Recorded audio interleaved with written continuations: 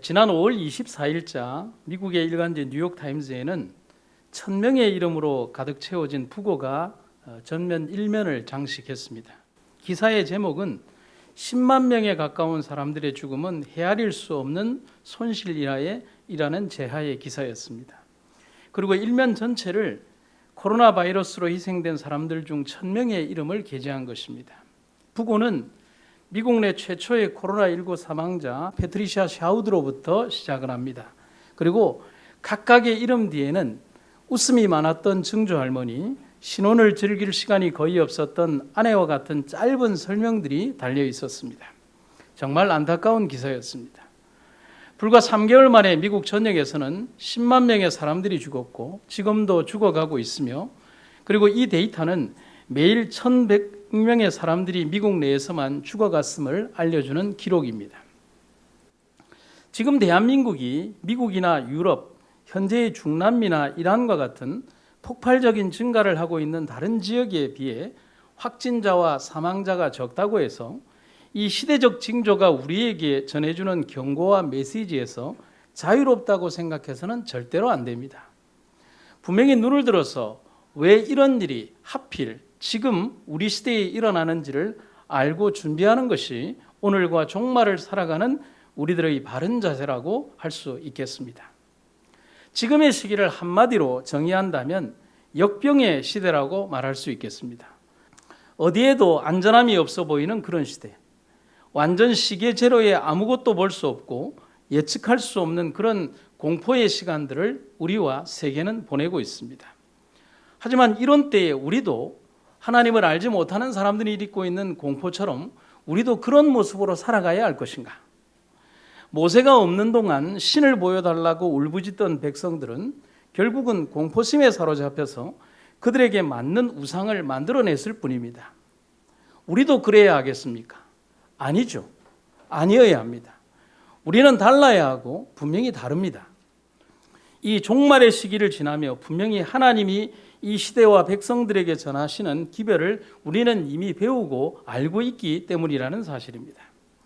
베드로전서 4장 7절은 만물의 마지막이 가까웠으니 그러므로 너희는 정신을 차리고 근신하여 기도하라고 말하고 있습니다. 우리는 시대의 마지막에 살고 있음을 기억해야 합니다. 이 재앙을 통해서 그리스도인은 적어도 누군가에게가 아니라 우리에게 말씀하시는 하나님의 음성에 귀 기울여야 합니다. 그래서 오늘이라는 시간을 살면서 더욱더 경계에 경계를 더하고 교훈에 교훈을 더하는 삶을 통해서 신랑의 오심을 준비하고 졸지 않고 깨어서 이 어두운 세상에 등불로 서기를 결심하는 여러분과 제가 되기를 간절히 바랍니다. 오늘 저는 여러분과 함께 4가지의 주제를 가지고 좀 차례차례대로 말씀을 드리겠습니다. 먼저 공부를 한번 해야 되겠습니다. 전염병과 인류의 역사에 대해서 조금 짚어보도록 하겠습니다. 이 전염병은 인류 역사에 많은 영향을 미쳤습니다. 그래서 누군가의 말처럼 인간사에서 역병, 전염병은 인류의 역사와 함께했다라고 말하고 있습니다. 기원전 430년 고대 그리스에서는 아테네와 스파르타가 그리스 지역에 주도권을 두고 전쟁을 벌입니다. 그 대표적인 전쟁 이름이 펠로폰네소스라고 하는 전쟁입니다. 하지만 승리를 앞둔 아테네와 연합군은 아테네 역병이라고 하는 복병을 만나면서 전염병으로 그리스 인구의 4분의 1이 사망을 하게 됩니다. 결국 이 여파로 스파르타가 주도한 동맹에 의해서 아테네가 무너지는 결과를 가져왔습니다. 로마 쇠락의 중요 원인도 500만 명이 사망한 안토니우스 역병 때문이었다라고 성경은 기록을 하고 있습니다. 역사상 가장 무서운 전염병은 흑사병이라고 불리웠던 페스트였습니다. 유럽에서는 1340년대 처음 창궐한 이래 수많은 희생자가 발생해서 공포의 대상이었습니다. 최초의 흑사병 확산 이후에 1700년대까지 100차례 이상의 흑사병이 발생을 해서 전 유럽을 휩쓸고 지나갔습니다. 그로 인해 유럽의 인구는 지역에 따라서 3분의 1, 어떤 지역은 2분의 1로 감소하는 유럽의 지각 변동이 일어나게 되었습니다. 독일에서는 인구의 3분의 2가, 영국에서는 인구의 절반이 죽었습니다. 페스트가 쓸고가 지나간 이후에 전 유럽의 사망자는 2억 명이 넘는다라고 기록은 전하고 있습니다. 이 당시에 중국의 원나라 시기인 1334년에는 지금도 유명한 허베이에서 이 패스트가 창궐해서 인구의 90%가 사망하는 사건이 그 동시대에 일어났다고 기록하고 있습니다. 그런데 문제는 이 흑사병이 쓸고 지나간 이후에 유럽은 상당한 종교적, 사회적, 정치적 격변기를 맞이하게 된다는 것입니다. 특별히 교회 안에 불어닥친 변화는 크고 무서웠습니다.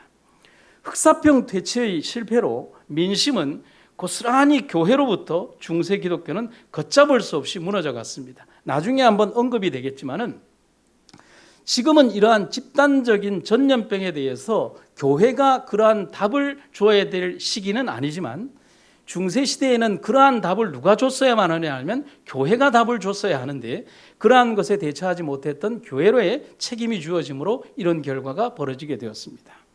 그리고 지금으로부터 불과 1세기 전에 불어닥쳤던 스페인 독감은 단 3년 동안 전 세계에 5천만 명의 사망자를 가져왔고, 그런데 사망자의 70% 이상이 25살에서 35살 사이의 건강한 젊은이들이었습니다.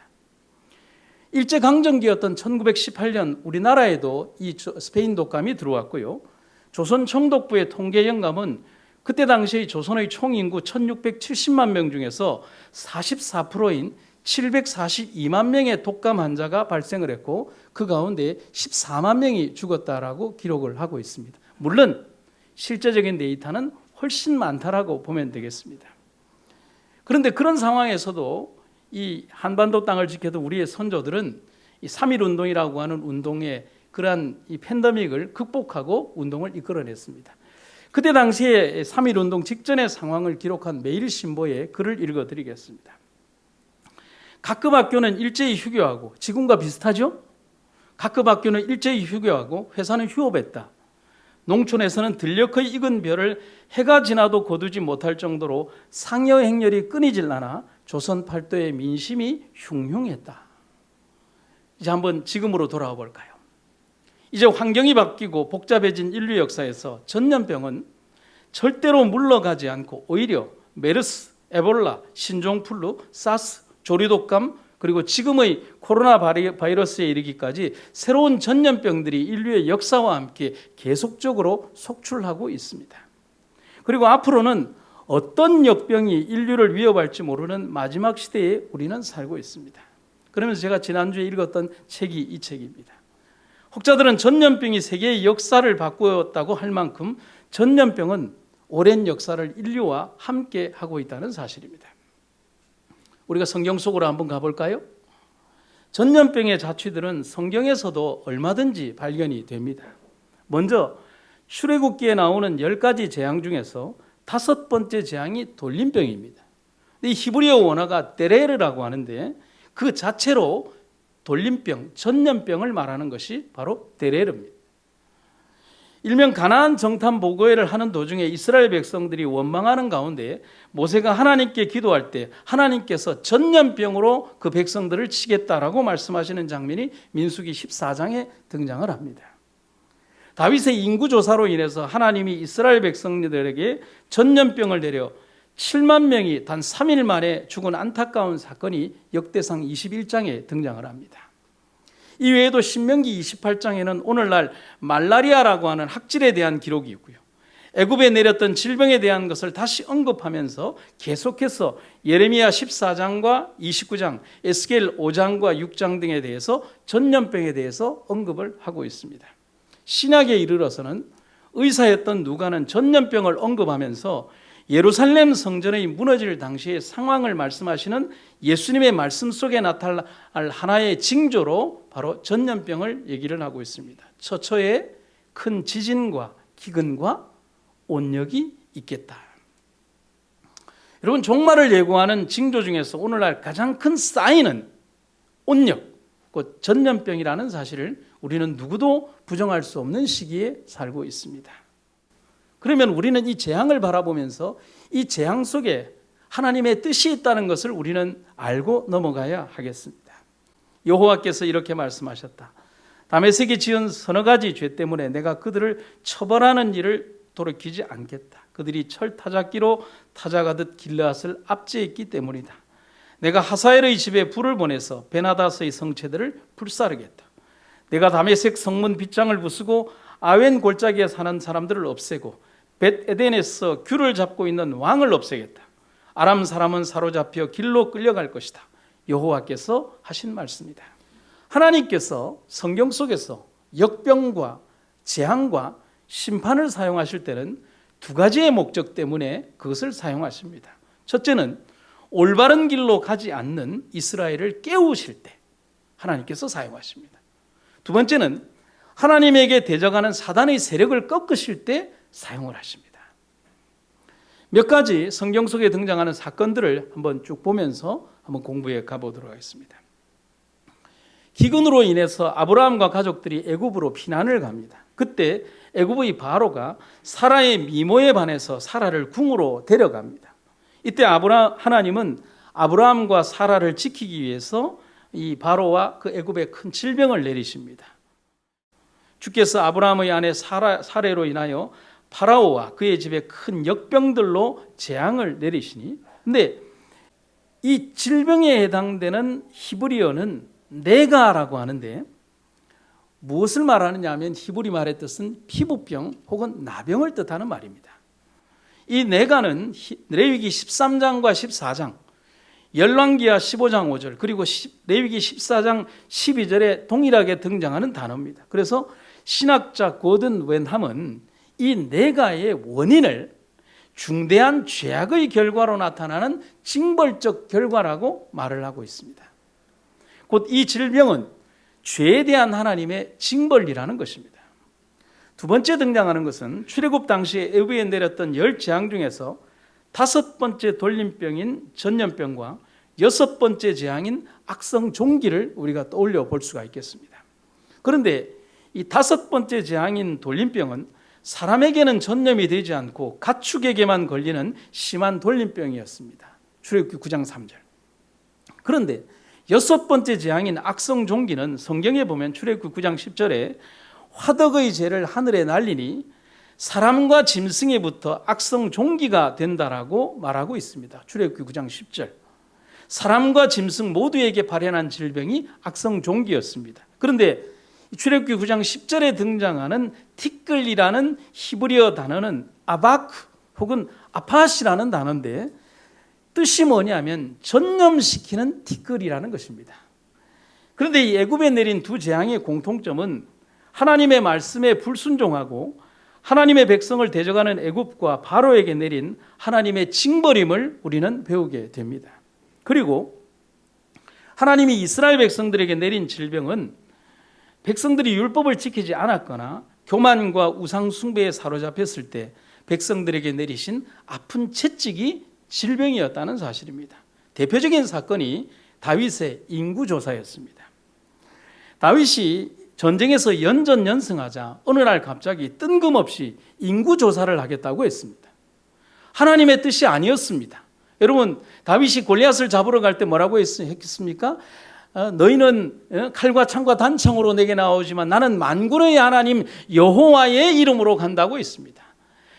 이 병사의 수의 많고 적음, 병기의 많고 적음이 아니라는 사실을 다윗은 잊어버리고 갑자기 자기의 수를 알아보기 위하여 인구조사를 하겠다고 한 것입니다.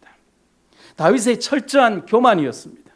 이것이 하나님께는 죄악이 되었고 하나님은 다윗에게 세 가지 중에서 한 가지를 선택하라고 말씀하십니다. 첫 번째, 7년 기간이 임하든지, 두 번째, 석 달 동안 적군에게 쫓겨다닐 것인지, 세 번째, 3일 동안 전염병으로 죽을 것인지 셋 중에서 선택하라고 합니다. 그런데 다윗이 이것을 조금 쉽게 생각한 것 같습니다. 몇 번을 선택했을까요? 3번을 선택한 것입니다.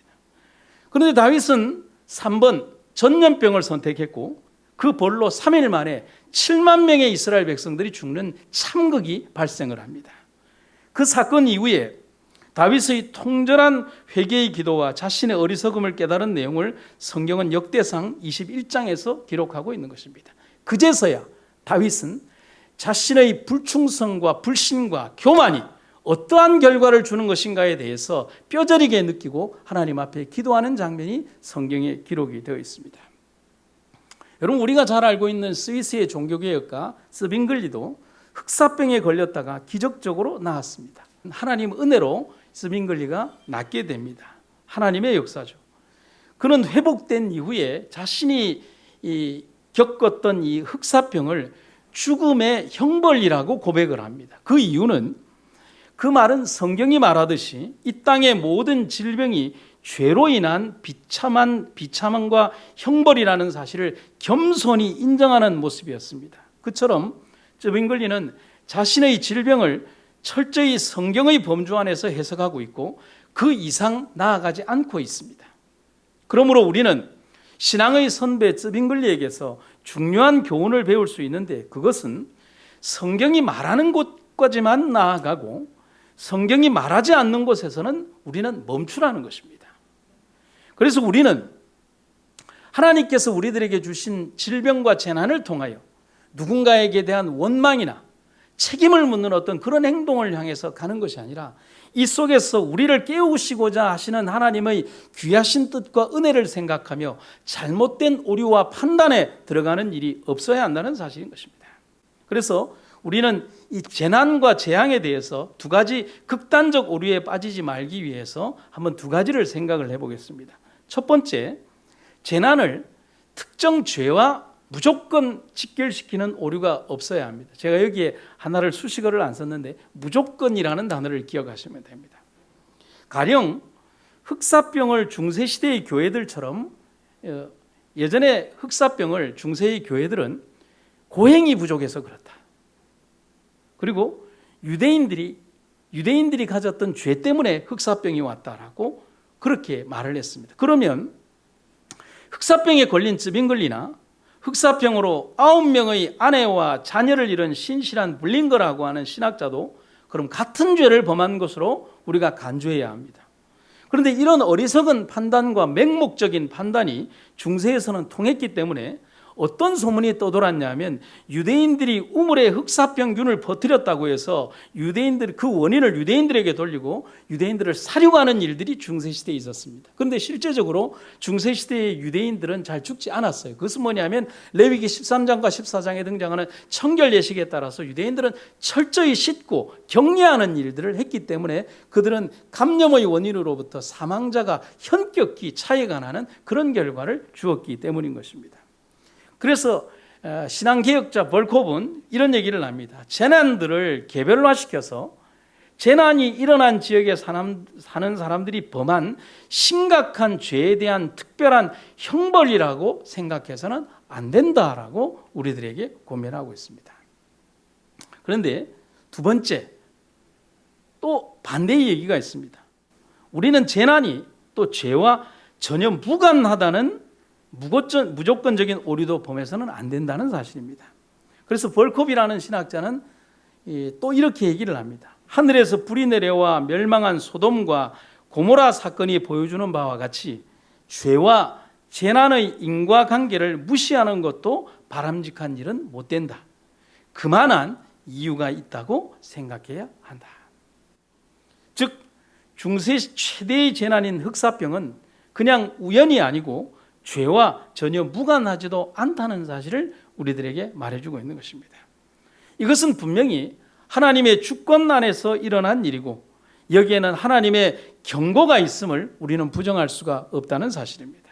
결국 모든 과정에서 하나님의 뜻과 전하시는 뜻을 성경을 통해서 먼저 분별하고, 인간적인 판단이나 미움이나 분노로 누군가에게 책임을 묻기 위한 형태로 이러한 재앙을 교회가 이용해서는 안 된다는 것입니다. 무조건적인 책임을 누군가에게 물어서 그들이 이러이러한 일들을 했기 때문에 이런 것이다라고 우리가 그렇게 얘기해서는 안 된다는 것입니다. 우리가 아모스의 기별과 요나서의 기별을 통해서 배울 수 있는 것은, 하나님이 내리신 징벌은, 모든 징벌은 뜻이 있다는 것입니다. 북방 이스라엘의 멸망을 예언한 선지자 아모스와 이스라엘을 압제한 니느웨의 멸망을 예언한 선지자 요나. 하지만 선지자가 예언한 두 나라의 이야기는 전혀 다른 결말로 끝이 납니다. 회개하지 않은 북방 이스라엘은 결국 패망을 했고, 모든 백성, 심지어 짐승까지 회개에 동참시킨 이방 왕국 니느웨는 멸망을 면했다는 사실입니다. 하나님은 재앙을 허락하시며 백성들의 멸망을 원하시는 것이 아님을 여러분과 저는 기억하시기를 바랍니다. 살 길을 열어주시고 살기를 바라시는 하나님의 사랑의 채찍이 이 재앙 속에 있음을 우리는 분명히 기억을 해야 합니다. 또한 이 재앙은 시대적 경각심을 통해서 오늘의 우리들이 어떤 삶을 살아야 하는가를 분명히 우리들에게 가르쳐주는 사인이 된다는 사실입니다. 그렇다면 이 역병의 시대를 지나며 그리스도인들은 어떻게 살아가야 할까? 초기 기독교 역사에서 특히 3세기 동안 큰 전염병이 발병한 것으로 보고되고 있습니다. 첫 번째 경우가 2세기 중엽, 곧 AD 165년 겨울에 발생한 역병이었습니다. 제가 제일 처음에 언급한 안토니우스 역병이라고 하는 것입니다.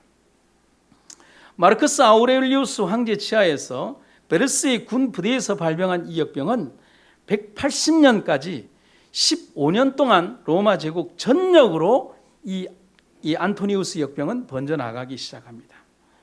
이 병의 확산을 목격하고 기록한 그리스 의사의 이름을 따서 갈레노스 역병이라고도 말하기도 합니다. 그런데 15년간 지속된 이 역병은 166년경에는 급기야 중국에까지 전파된 것으로 기록이 되고 있습니다. 한스 진저라고 하는 학자는 이것이 서구 사회에 최초로 등장한 천년두였을 것이라고 추측을 하고 있습니다. 이 일로 인해서 엄청난 인구가 이 유럽에서 빠져나가자 인력난에 허덕이게 되었고 사회적 혼란은 가중되었고 로마라고 하는 큰 나라의 축이 무너지게 되면서 점점이 쇠락의 길을 걷기 시작하는 것입니다. 그리고 두 번째 발병은 249년 시작해서 262년까지 계속된 전염병인데 키프리아누스 역병이라고 하는 것입니다. 이번의 역병은 역사학자들은 홍역이라고 추정을 하고 있습니다. 그런데 이 키프리아누스 역병은 천년두나 홍역을 경험해 보지 못한 지역에서는 면역력의 부재로 피해가 엄청났고 치사율도 엄청나게 높았습니다. 그래서 로마시에서만 하루에 5,000명이 죽었다는 기록이 있습니다. 그런가 하면 알렉산드리아에서는 인구의 3분의 2가 죽음을 맞았을 것으로 추정을 하고 있습니다. 카르타고의 주교 이 키프리아누스는 우리 가운데 많은 이가 전염병과 흑사병으로 죽어가고 있다라고 기록을 하고, 또 알렉산드리아의 주교 디오니시우스는 부활절 설교에서 청천벽력처럼 그 어떤 재앙보다도 공포스러운 존재인 이 질병이 이 땅에 임했다라고 기록을 하고 있습니다. 이처럼 역병과 재난으로 고난이 이 땅에 임했을 때, 그렇다면 그리스도인들은 어떤 삶을 살아야 하겠습니까? 마지막 시대의 모습을 말하며 기록했던 베드로의 권면처럼 너희가 어떠한 사람이 되어야 마땅하냐는 이 질문을 우리는 이 시간에 기억하는 그리스도인들이 되기를 간절히 바랍니다. 여러분, 아까 말씀드린 것처럼 자연과학과 의학이 발전한 오늘날에는 이런 문제에 대한 역병과 재난에 대한 대답을 종교나 교회가 답해야 한다라고 누구도 요구하지 않습니다. 그럴 필요를 느끼지 않습니다. 하지만 초대교회 당시나 중세시대에는 그 답을 종교가 답해야 한다고 믿고 있었습니다. 왜냐하면 종교와 교회 아래에 모든 법과 과학이 그 아래에 존재했기 때문에 그렇다는 것입니다. 의학도 그렇고요. 그런데 당시 이 세상을 지배했던 이방 종교는 이 질문에 답을 하지 못했습니다. 유일한 답이 뭐였냐면 도피였습니다. 도망가는 것이었습니다. 그래서 이교의 사제들은 전염병이 불어닥치면 무조건 피신했고, 고위층 관리들이나 부유한 이들은 도시를 떠나서 안전한 곳으로 피신했습니다. 그리고 이교도들은 환자 스스로 알아서 살아남아야 한다고 보았기 때문에 격리만이 최상의 도피였습니다. 물론 어디 간다고 해도 어느 곳도 안전하지 않았지만 도망가는 것이 최상의 대책이라고 여기면서 모든 것을 버리고 부자들은 제일 먼저, 또 권력자들이야 정치인들, 그리고 권력을 가진 사람들은 제일 먼저 백성을 버리고 도망을 가버렸습니다. 그거에 대한 기록이 역사에 이렇게 기록이 되어 있습니다. 부모는 자녀를 버렸고 자녀도 부모를 버렸다. 돌보지 못한 자녀들과 연로한 부모들이 회생 가능성이 고려되지 못한 채 보호받지 못하고 죽음을 맞았다. 이게 역사에 기록된 슬픈 기록입니다. 그런데 지금 거의 1800년이 지난 지금에 와서 아주 다르면서도 비슷한 상황이 불과 얼마 전 이탈리아에서 있었습니다. 스테파노 디 바르톨로메오라고 하는 이탈리아 마취과 의사는 이렇게 슬픈 소식을 우리에게 전했습니다. 우리는 병원으로 수없이 밀려들어오는 환자들 가운데 우리는 살릴 자와 죽을 자를 결정해야 한다. 누가요? 우리가요.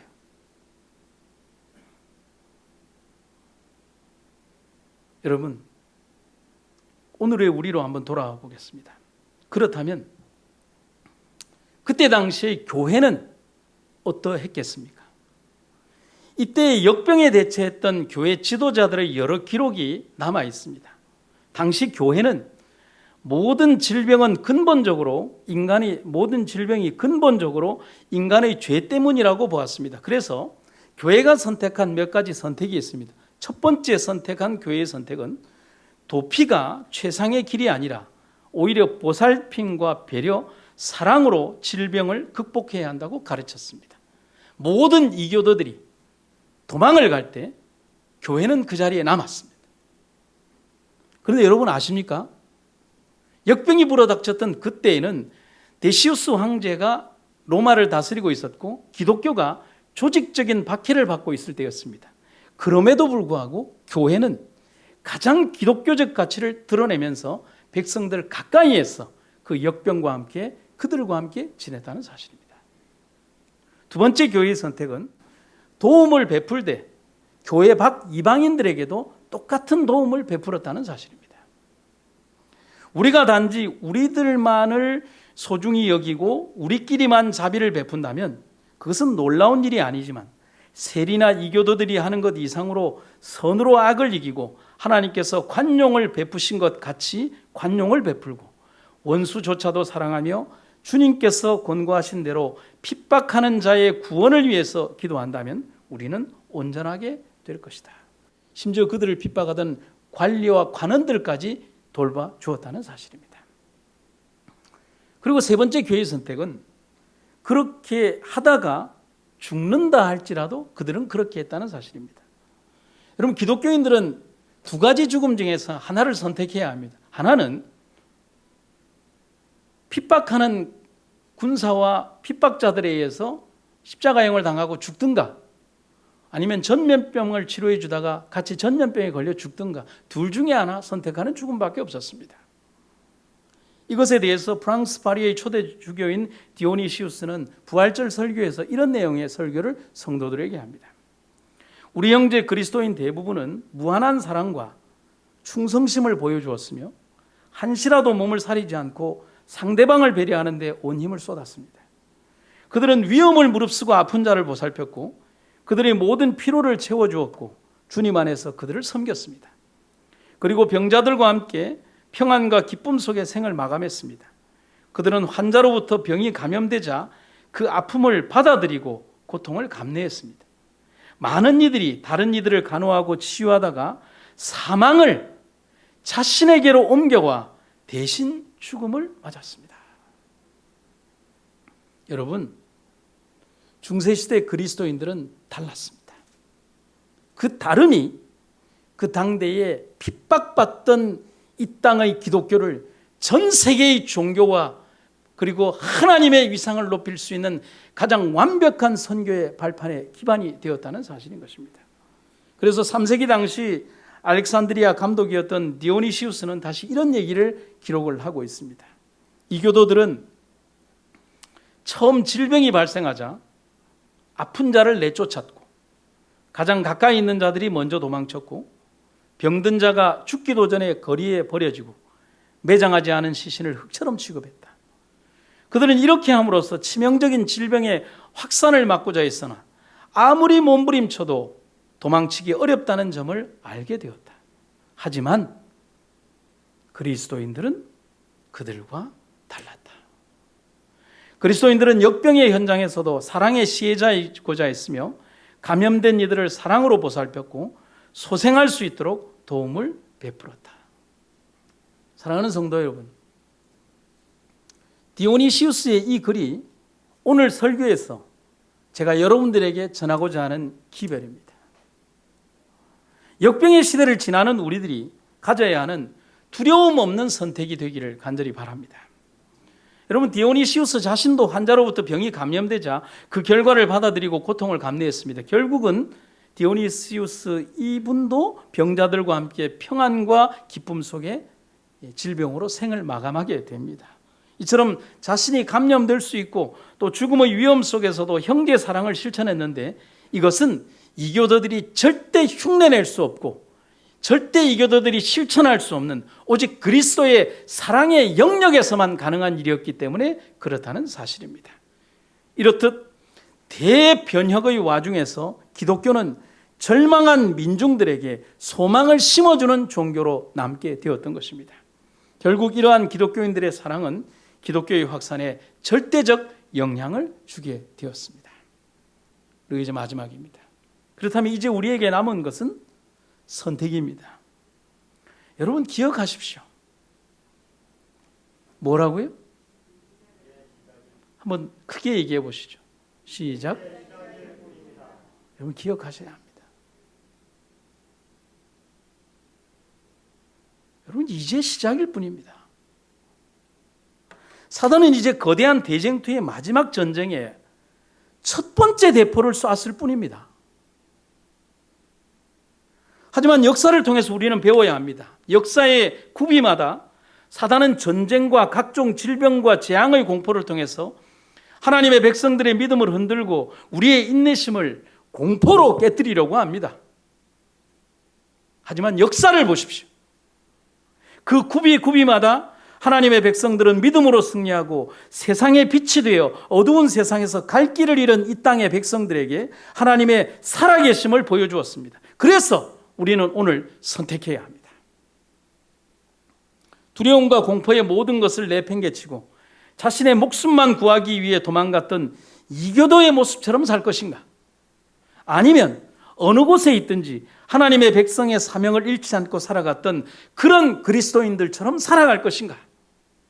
우리는 당연히 그런 그리스도인으로 살아가야 하겠습니다. 왜냐하면 우리는 소망을 가진 그리스도인이기 때문에 그렇다는 사실입니다. 여러분, 그래서 제가 소망에 대한 정의를 가르쳐 드립니다. 소망이란 죽음은 물론 죽음의 공포가 절대로 이길 수 없는 원대한 힘이 소망입니다. 우리는 그런 소망이 있기 때문에 죽음 저편, 사선 너머, 요단강 건너편 신령한 세계를 바라보는 영적 눈을 통해서 이 죽음의 너머의 세계를 보면서 죽음의 공포를 이길 수 있는 그리스도인들이 될 수 있는 것입니다. 마태복음 11장 12절에서 침례 요한의 때부터 지금까지 천국은 침노를 당한다. 침노하는 자는 빼앗는다라고 말하고 있습니다. 여러분, 이 말씀의 의미를 아시겠습니까? 하나님이 천국을 허락하신 것입니다. 누구든 원하는 자는 천국을 믿음의 힘으로 취하고 뺏들 수 있다라고 말하는 것입니다. 우리는 그런 영적 삶을 이 땅에서 이미 사는 것입니다. 그렇게 하여 우리는 천국을 쟁취하는 것입니다. 그렇게 살아가기를 간절히 바랍니다. 자서전에 있는 것을 읽어드리겠습니다. 처음에는 사업이 어렵고 느린 속도로 진행됩니다. 지금이야말로 모든 사람들이 허리를 굽혀 짐을 들어 어깨에 메고 앞으로 나아가야 할 때입니다. 비록 홍해가 우리 앞을 가로막고 좌우에 넘을 수 없는 태산이 있을지라도 우리는 전진해야 합니다. 하나님께서는 항상 우리와 함께 계셔서 우리의 활동에 복을 주셨습니다. 그래서 우리는 믿음으로 일해야 합니다. 천국은 침노를 당하나니 침노하는 자는 빼앗느니라. 우리는 기도한 다음에 우리의 기도가 상달된 줄로 믿고 일해야 합니다. 사랑하는 성도 여러분, 우리는 역병과 혼돈과 전염병의 시대를 지나는 혼돈의 시대의 중심에 서 있습니다. 우리가 사는 이 날이 우리 시대의 마지막 날이며 주님 오시는 시간의 마지막 끝 경점에 가장 가까운 시간에 우리가 살고 있음을 기억하시기를 간절히 바랍니다. 두려워하지 말고 공포에 사로잡히지도 말며 사단이 원하는 대로 살지도 말며 오직 믿음 안에서 역병의 시기를 건너가는 여러분과 제가 되기를 간절히 바랍니다. 마지막으로 한 얘기를 들려드리겠습니다. 여러분, 흑사병이 유행했던 당시 스위스의 종교개혁가 즈빙글리는 엄청나게 바쁜 일정을 보내고 있었습니다. 친구들은 그에게 몇 주간의 휴식을 권고했고 그는 충고를 받아들여서 휴식을 위해 길을 떠났습니다. 그런데 흑사병이 스위스를 덮쳤고 신자들이 병으로 죽어간다는 소식을 들었을 때 그는 자신의 휴식을 뿌리치고 그들을 돌보기 시작했습니다. 즈빙글리는 이곳저곳을 빠른 속도로 질주하며 자신의 손으로 고통받는 자들에게 경의를 표하고 복음서 말씀의 모든 환호와 위로를 전하며 화사한 표정과 친절한 말로 낙담한 많은 이들의 마음을 회생시켰다라고 기록하고 있습니다. 그래서 이러한 열심에 대해 어떤 사람들은 걱정을 해서 그에게 하나님의 의무를 수행하는 것도 좋지만 동시에 당신 자신의 생명도 잘 지키도록 조심하십시오. 그랬지만 그는 충고를 무시하고 여전히 하던 그 일을 했습니다. 결국 즈빙글리도 흑사병에 전염이 되고 맙니다. 즈빙글리의 흑사병은 1519년 9월 말에 시작이 되었고 10월경에는 죽음의 위기를 맞았지만 11월 중순에는 극적으로 병으로부터 회복되었습니다. 여러분, 하나님의 섭리였습니다. 그는 죽음을 넘나드는 이 경험 가운데에서 투병 중에 겪은 경험을 바탕으로 역병가라고 하는 한 글을 썼습니다. 오늘 여러분들 이 설교의 마지막으로 이 역병가 전문을 여러분들에게 소개해 드리고자 합니다. 역병가, 투병 초기의 기도. 주 하나님이여, 공경 속에 있는 나를 도와주소서. 죽음이 문 앞에 온 것만 같습니다. 그리스도여, 당신은 죽음에 대항하여 이기셨습니다. 저는 당신에게 부르짖습니다. 이것이 당신의 뜻인지 저를 죽이고 있는 이 화살을 빼주시기를. 제가 살 수 있는 한 시간의 여유도 없습니다. 저에게 안식을 주시기를. 당신은 저를 죽게 만들려고 하십니까? 저는 삶의 한가운데에서 어떤 것이라도 긍정할 수 있습니다. 당신이 원하시는 대로 하시기를 모든 것을 수용할 수 있습니다. 저는 당신의 그릇입니다. 만드시든지 아니면 부수어 버리소서. 설령 당신이 이 땅에서 제 영혼을 가져가신다 하더라도 당신은 제 영혼의 상태를 더 악화시키지 않게 하실 것이며 혹은 다른 사람들의 삶에 오점이 남겨지지 않도록 하실 것입니다. 병세가 악화되었을 때 역병가. 주 하나님이여, 위로하여 주소서. 저의 병환이 더 심각해졌습니다. 통증과 압박이 내 영혼과 육체를 사로잡습니다. 저의 유일한 위로가 되시는 분이시여, 저를 도와주시고 은총을 베풀어 주소서. 당신은 당신을 향하여 열망하고 바라는 모든 이들을 구원시켜 주셨습니다. 그들에게는 이 세상의 유익과 손해가 어떠한 의미도 없습니다. 이제 마지막이 다가옵니다. 제 혀는 침묵하고 어떠한 말도 하지 못합니다. 저의 육신의 감각은 거의 마비되었습니다. 이제 당신이 저의 투쟁을 인도하실 시간이 다가왔습니다. 나는 미쳐 날뛰는 무법자 악마에게 저항할 힘이 없습니다. 그럼에도 불구하고 저는 당신만을 신실하게 의지합니다. 건강이 회복되었을 때의 기도. 주 하나님이여, 건강을 주소서. 다시 원상태로 회복되는 것 같습니다. 그렇습니다. 당신은 이 땅에서 더 이상 죄가 지배하지 않도록 하실 것이기에 제 입술은 당신을 찬양합니다. 앞으로 당신의 가르침을 이전보다 더 많이 선포하렵니다. 어떠한 속임수도 없이 순수하게 항상 가능했던 것처럼 얼마나 제가 죽음의 형벌로 인하여 고통을 받았는지 엄청난 고통이었습니다. 지금보다 더 고통스러웠습니다. 그때 저는 죽은 것이나 다름이 없었습니다. 앞으로 저는 하늘의 보상에 기뻐하며 이 세상 안에서 저항할 것입니다. 오직 당신의 도움으로 인하여 완전해질 수 있는 것입니다. 주님이여. 즈빙글리는 역병가에서 로마서 9장의 근거에서 저는 당신의 그릇입니다. 만드시든지 아니면 부수어 버리소서라고 고백을 합니다. 사랑하는 성도 여러분, 우리가 선택하지 않았지만 우리는 이 시기를 지나가야 합니다. 그리고 우리의 여정은 이미 시작되었습니다. 그리스도인에게 가장 무서운 전염병은 에볼라도 사스도 코로나도 아니고 흑사병도 아닙니다. 그 전염병은 불신의 전염병과 하나님이 없다고 생각해서 가지는 마음속 걱정이라는 역병입니다. 걱정은 인간의 인격을 파괴하는 가장 무서운 적이며 오늘날의 가장 심각한 전염병이다.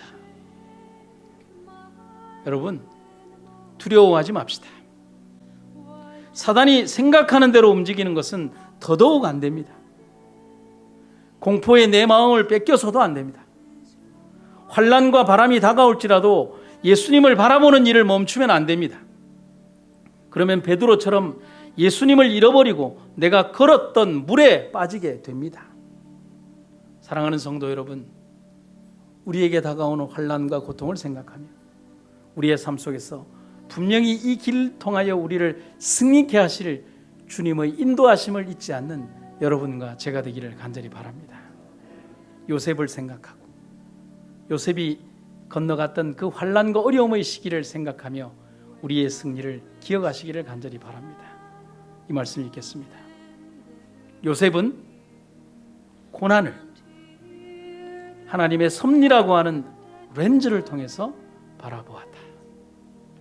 오늘 우리들에게 다가온 삶의 고난과 어려움, 우리가 지나가야 되는 이 역병의 시대 속에서도 하나님의 섭리라고 하는 렌즈를 통해서 우리는 하나님을 바라보고 건너가고 승리하고 마지막 종착지에 이르는 여러분과 제가 되기를 간절히 바랍니다. 말씀을 마치겠습니다.